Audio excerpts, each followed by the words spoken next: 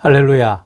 오늘 드릴 설교의 제목은 은혜 받은 자의 기쁨과 순종입니다. 본문은 누가복음 1장 26절로 31절의 말씀입니다. 여섯째 달에 천사 가브리엘이 하나님의 보내심을 받아 갈릴리 나사렛이란 동네에 가서 다윗의 자손 요셉이라 하는 사람과 약혼한 처녀에게 이르니 그 처녀의 이름은 마리아라. 그에게 들어가 이르되 은혜를 받은 자여 평안할지어다. 주께서 너와 함께 하시도다 하니 처녀가 그 말을 듣고 놀라 이런 인사가 어찌함인가 생각하매 천사가 이르되 마리아여 무서워하지 말라. 내가 하나님께 은혜를 입었느니라. 보라 내가 잉태하여 아들을 낳으리니 그 이름을 예수라 하라. 아멘. 사랑하는 성도 여러분, 오늘은 대림절 셋째 주일입니다. 교회 전통에서는 이 셋째 주일을 특별히 라틴어로 가우데테, 즉 기뻐하라 라는 뜻의 기쁨의 주일이라고 부릅니다. 대림절의 첫째 주는 깨어 기다림, 둘째 주는 회개에 초점을 맞추어져 있다면 셋째 주는 우리에게 한 걸음 더 가까이 오시는 주님으로 인한 기쁨을 선포합니다. 구원의 약속이 더욱 가까이 왔기에 우리는 그 기쁨을 감출 수 없는 것이죠. 오늘 우리가 읽은 본문의 말씀은 바로 그 구원의 기쁨의 한 평범한 여인 마리아에게 전해지는 순간을 기록하고 있습니다. 천사 가브리엘이 나사렛 촌동네의 처녀 마리아에게 나타나 하나님의 놀라운 계획을 전합니다. 이 놀라운 만남과 메시지는 우리에게도 진정한 기쁨과 순종의 의미를 가르쳐 줍니다. 그런데 우리는 여기서 눈여겨보아야 할 것이 있습니다. 그것은 바로 마태복음과 누가복음에 기록된 예수님의 족보가 상이하다는 것입니다. 이스라엘의 족보에는 남자를 중심으로 그 족보가 기록되어 있습니다.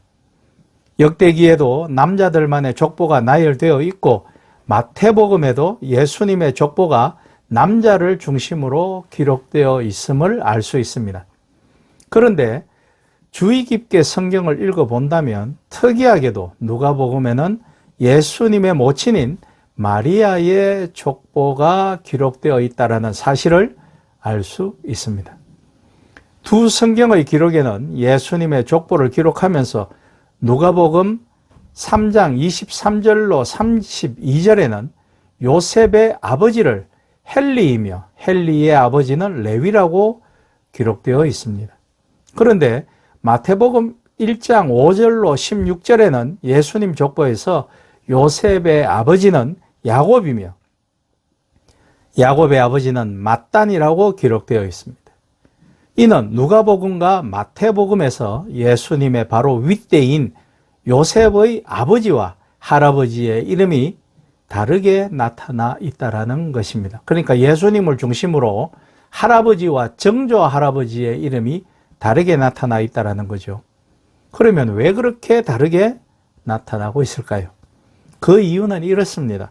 예수님의 족보를 다윗에게까지 가면 다윗의 아버지는 이새이며 그 이상의 조상들의 이름은 같은 이름으로 두 복음서에 기록되어 있습니다.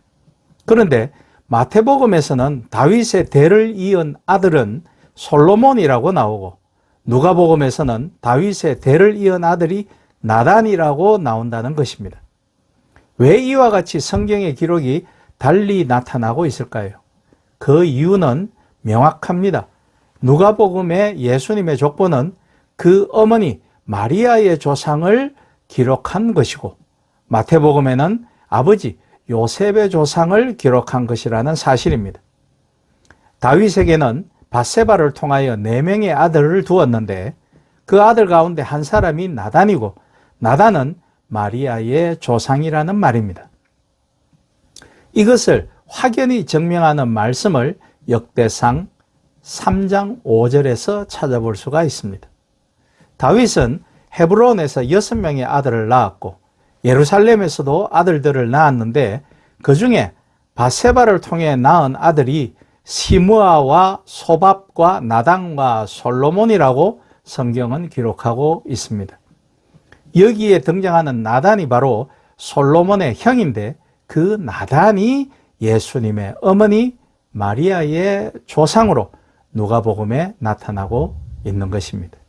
놀랍게도 누가는 이러한 사실을 기록하여서 마리아가 유다 지파의 자손임을 밝혀주고 있는 것입니다. 성경 어디에도 없는 여성의 족보를 오직 누가만이 기록하고 있는 것이죠.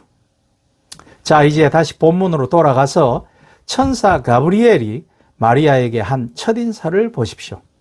은혜를 받은 자여 평안할지어다. 주께서 너와 함께 하시도다. 라고 28절에 되어 있습니다.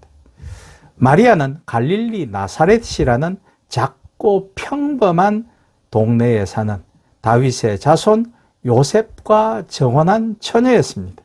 세상의 기준으로 볼 때 그녀는 주목받을 만한 아무런 배경이나 지위를 갖고 있지 않습니다.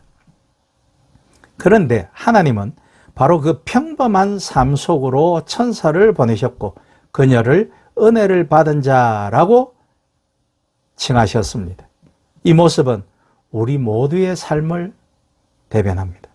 우리는 특별한 존재가 아닐지라도 하나님의 은혜는 우리의 평범하고 때로는 초라하기 그지없는 우리의 삶에 특별하게 찾아오시는 것입니다. 우리에게 무슨 자격이 있어서가 아니라 오직 하나님의 선택과 사랑으로 인해 은혜를 받은 자가 되는 것입니다. 이 사실 자체가 가장 큰 기쁨의 이유입니다. 마리아는 천사의 인사에 놀라서 이런 인사가 어찌함인고라고 생각했습니다. 자신과는 너무나 어울리지 않는 특별한 칭찬과 인사에 당황한 것이죠. 이때 천사는 다시 말합니다. 마리아여 무서워하지 말라. 내가 하나님께 은혜를 얻었느니라. 하나님의 거룩한 임재와 예기치 않은 계획 앞에서 우리는 놀라움과 두려움을 느낄 수 있습니다. 마리아의 놀라움은 당연한 반응입니다. 고대 근동에서 신의 축복은 특별한 지위나 임무, 조건을 가진 사람에게만 주어졌습니다. 왕, 제사장, 선지자, 지도자 등이죠. 여성, 특히 미혼의 젊은 여인에게 신적 사명이 주어지는 것은 극히 이례적인 사건인 것입니다.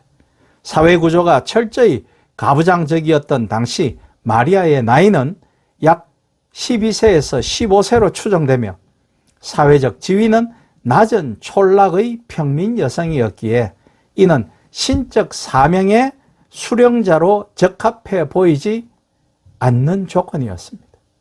따라서 당신이 하나님의 은혜를 받았다라는 축복 자체가 당시의 문화 기준으로는 예상 밖이었고 나이 어린 마리아에게 놀라움과 혼란을 유발하기에 충분한 것이었습니다.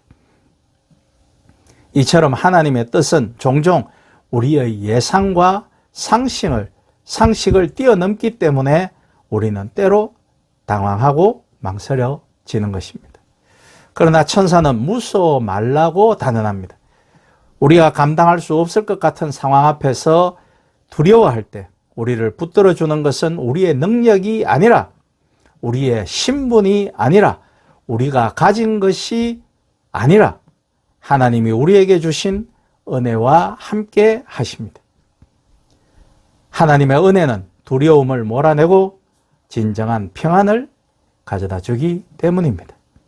천사는 이제 마리아에게 찾아온 은혜의 실체가 무엇인지 구체적으로 밝혀줍니다.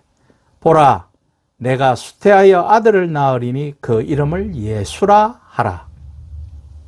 이것은 단순히 아들을 낳는다는 소식이 아니라 온 인류의 역사를 바꿀 구원의 소식이었습니다. 예수라는 이름은 히브리어 여호수아와 같은 뜻으로 헬라어의 음역이며 여호와는 구원이시다라는 의미입니다. 즉 마리아가 낳을 아들은 하나님께서 보내신 구원자가 될 것이라는 선언인 것입니다. 대림절은 이 예수라는 구원자가 이 땅에 오신 사건과 다시 오실 재림을 기다리는 절기이죠. 우리의 모든 기쁨과 소망은 이 이름, 곧 예수 그리스도에게 집중되어 있습니다. 세상의 기쁨은 잠시지만 예수 그리스도로 말미암는 구원의 기쁨은 영원한 것입니다.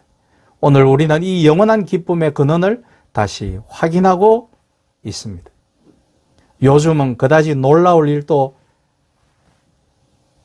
아닌 것 같지만 고대 근동에서 처녀의 몸으로 아들을 낳는다라는 것은 인간의 이성과 당시의 상식으로는 불가능한 일이었습니다. 그것은 곧 죽음과 연관되기 때문이죠. 마리아는 자신의 정혼자 요셉과의 관계를 생각할 때 사회적으로나 그들의 종교 전통에서도 돌에 맞아 죽을 큰 위험에 처할 수도 있었던 것이었습니다. 하지만 이 불가능해 보이는 일에 대한 마리아의 최종적인 응답은 곧 믿음의 결단이었습니다. 그녀는 나중에 주의 여종이오니 말씀대로 내게 이루어지이다 라고 순종합니다. 참된 기쁨은 순종을 통해 완성되는 법이니까요. 하나님께서 우리에게 요구하시는 일들 역시 때로는 우리 힘으로 감당할 수 없어 보일 때가 있습니다. 그러나 마리아의 고백처럼 우리도 하나님의 뜻이 우리 삶에 이루어지도록 순종할 때 하나님은 불가능을 가능케 하는 능력으로 역사하실 것입니다. 사랑하는 성도 여러분, 대림절 셋째 주일, 기쁨의 주일인 오늘 우리는 마리아를 찾아오신 천사의 메시지를 통해 다시 한번 구원의 기쁨을 확인해야 하겠습니다. 은혜를 기억하며 기뻐하십시오. 우리는 마리아처럼 은혜를 받은 자입니다. 우리가 누리는 모든 것이 하나님의 선물임을 기억하며 기뻐하십시오. 이 기쁨은 외적인 조건이 아니라 우리와 함께 하시는 주님께로부터 오는 내적인 평안함입니다.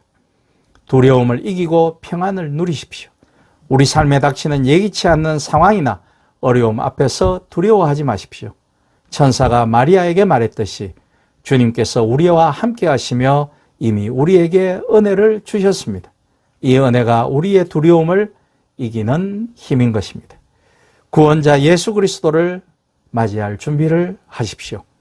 우리의 모든 초점은 마리아가 잉태하고 낳을 아들, 구원자이신 예수님에게 맞춰져야 합니다. 우리는 주님의 다시 오심을 기다리며 이미 우리 안에 오신 주님을 우리의 삶을 통해 환영해야 합니다. 말씀에 순종함으로 기쁨을 완성하십시오. 마리아의 위대함은 그녀가 목숨을 걸고 하나님의 말씀에 순종하기로 결단한 데 있습니다. 우리의 기쁨 역시 단순히 감정에 머물지 않고 하나님의 뜻을 따라 살기로 결단하는 순종을 통해 진정한 열매를 맺을 것입니다. 다가오시는 주님으로 인해 기뻐하며 그 기쁨을 세상과 나누는 우리 모두가 되기를 주님의 이름으로 축복하며 부탁드립니다. 아멘.